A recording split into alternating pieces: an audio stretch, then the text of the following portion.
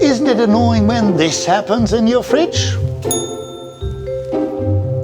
First, of course, you will have to get one of these.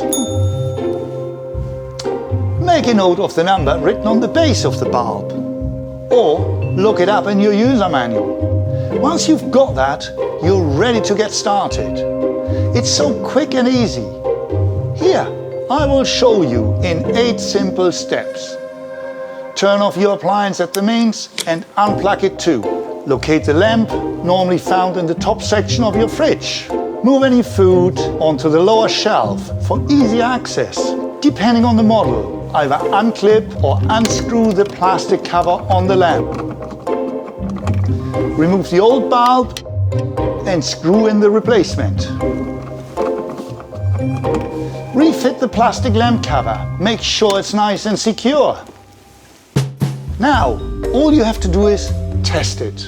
Turn on the fridge. So, there you have it. Of course, if you have one of our latest models, it will have an LED energy efficient light bulb, which can last for the lifetime of your fridge. Everything working as it should? Perfect. Find out more at boschhome.co.uk and see my other useful how-to links.